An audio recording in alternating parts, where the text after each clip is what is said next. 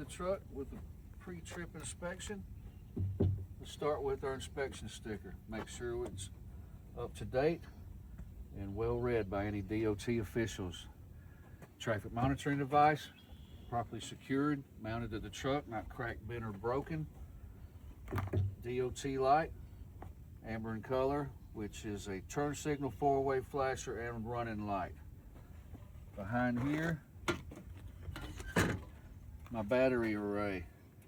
Make sure all my cables are hooked up to the posts nice and tight, no corrosion, no leaking batteries, no bulging batteries. Here's my DEF tank cap. Make sure it's properly secure, got a lanyard on it so you don't lose the cap. Anti-skid steps.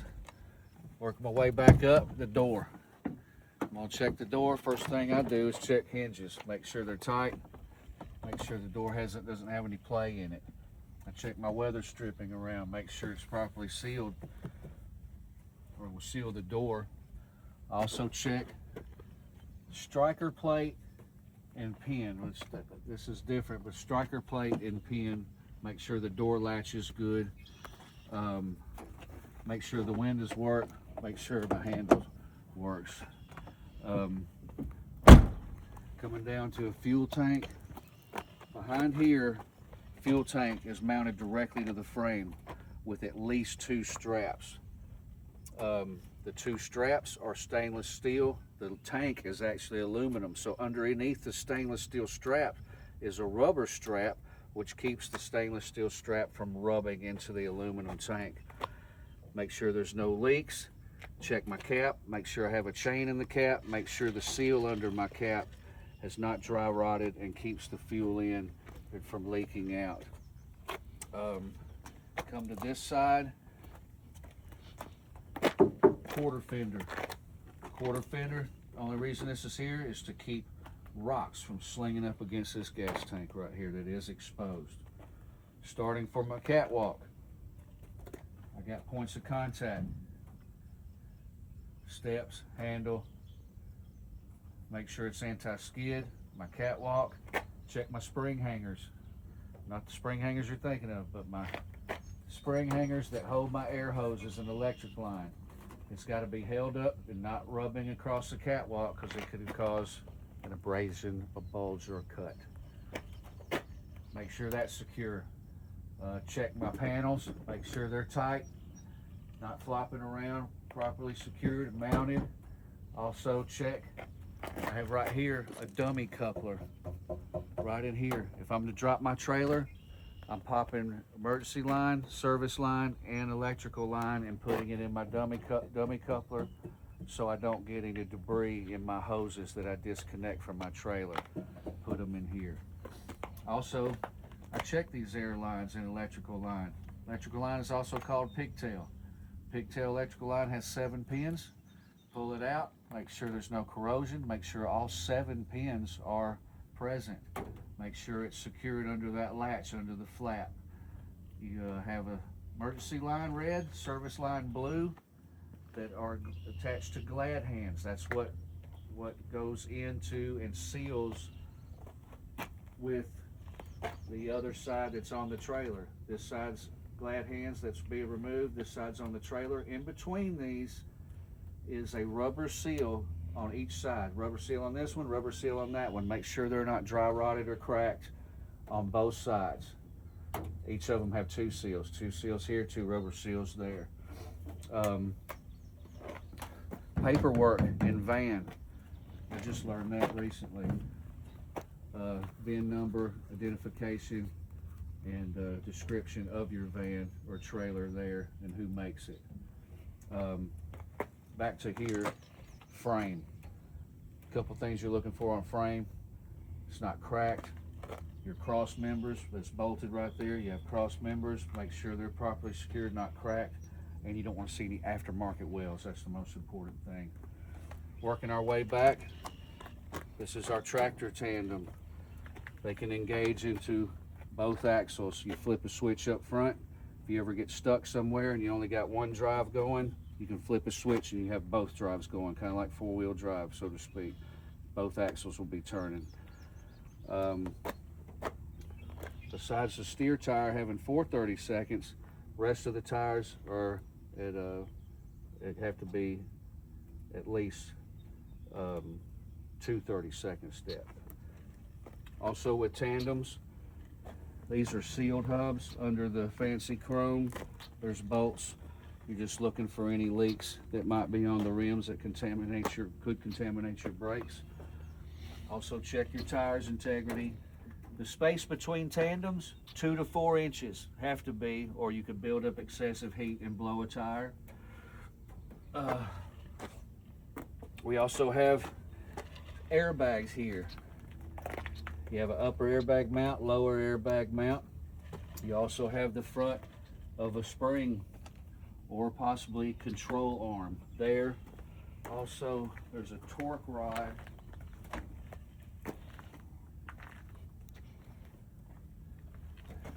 Come right here. I wish I had that stick again. Right underneath that little yellow, that curled up air hose, there's a torque rod. So if I just point right there, torque rod, control arm with spring right here, airbag. Airbags, you're checking no abrasions, bulges, or cuts. Under here's our fifth wheel assembly. Top piece, 1/4 inch thick. This is called the apron. Attached to it is the kingpin. Kingpin, you have a skinny part and a fat part on it. The skinny part's the shank. You want your kingpin to slide into the skid plate, which is against the apron. That part that tilts and then goes level, that's your skid plate. Locking jaws inside there go around the shank of the kingpin. You come down, kingpin is set on this pivot pin right here. That's what the skid plate pivots on. You have your release handle here, and you also have an air line that goes up and controls these locking pins. There's a button on your dash. You hit, air goes through here. It will pull these locking pins in, and you can slide this whole fifth wheel. It's a sliding assembly fifth wheel. Apron, kingpin, skid plate, locking jaws around the shank of the kingpin, which sits on this little triangle part here. That's your platform, which sits the whole sliding fifth wheel assembly on top of rails on the frame, bolted together with vertical and horizontal bolts. So apron, kingpin, skid plate, platform, a locking jaw release handle, airline for locking pins, sliding fifth wheel rails on top of the frame, bolted onto the frame with vertical and horizontal bolts. Make sure everything looks good, not cracked, bent, or broken. Difference between service brake chamber up front. If you look at this brake chamber under here, beside that leaf spring there, that brake chamber is twice the size and has 2 hoses on it, and that's because one is your service brake, the other one is the emergency brake. When you pull the things that pop out between 20 and 40, that's setting off the spring brakes that go against push the brake shoes out to the brake drum. So you have service brake chamber and spring brake chamber, 2 lines. Make sure that no abrasions, bulges, or cuts on those air lines, and they are on both sides. Another thing to look for, I forgot, drive shaft. U-joint here, drive shaft to the gears in the axle and connects up front. So there ain't no room up front right there. U-joint there, right behind the transmission. And so make sure the drive shaft looks good, not cracked, bent, or broken. Working our way back, mud flap needs to be at least 6 inches off the ground. Another set of airbags, upper airbag mount, lower airbag mount. Back lights, red in color, 2 brake lights, DOT spec, 1 reverse light, and looks like 2 reflectors there. Got to have a light over the license plate as well. Got to be amber or white in color. Landing gear, 2 positions, all the way up or all the way down. Make sure it's connected directly to the frame of your trailer. Make sure the crank handle is in its little saddle, and make sure you have sand shoes. This little paddle here on the bottom, sand shoes, spreads out the weight of your trailer So because if you didn't have that, you could go into some soft asphalt or mud. So that'll help it stay above. And you're looking for clearances. Make sure you have one clearance between your landing gear and your mud flap. You want enough space so when you make a turn, this doesn't collide with your landing gear. Between your tandem tires and the apron underneath the trailer, got to have proper clearance here and here. Clearance between my apron and my skid plate, you don't want to see any light. Got to be perfectly flush against each other. And our fourth clearance is front of the trailer, head of the trailer, to the back of my cab to have proper room on sharp turns that we're not going to collide with the trailer with the cab. Those are our clearances. 50% DOT tape, reflective tape down the side of this van. Check integrity of rivets. Make sure none of our panels are billowing out that could catch wind.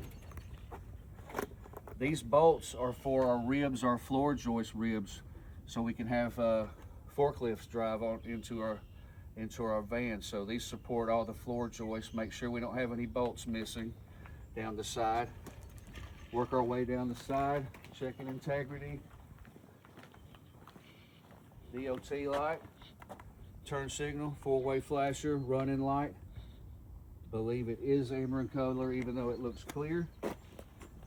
Back here, this whole setup with these two axles is our sliding rear tandem. They're connected with locking pins there. There's a switch up front on the dash that will pull those locking pins in. You keep your trailer brakes locked. Release your tractor brakes. You can roll forward or backwards, sliding these tandems where you need to distribute weight if you have too much weight on certain axles. Airlines, no abrasions, bulges, or cuts. These airlines have to be at least 18 inches, 1.5 feet off the road. Big brake chambers there, service and spring brake, service and spring brake. Got some shocks back here. Also have I think that's called control arm again. I may or may not be right about that. I'll still give you a grade on it. Shock in here. Make sure it's properly mounted. Everything, nothing's cracked, bent, or broken. Hoses up under there as well. Come back here. Another leaf spring shock and control arm. Also an air tank right here. If you look under there, there's a reserve tank there. Mud flap, at least 6 inches off the ground. 2 airbags back there, no abrasions, bulges, or cuts.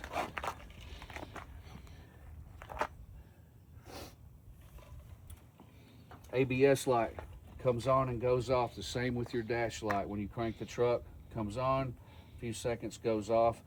If you see this on back here, if you're making a turn or something, something's wrong with your ABS light. This is Find My Rear End light at night.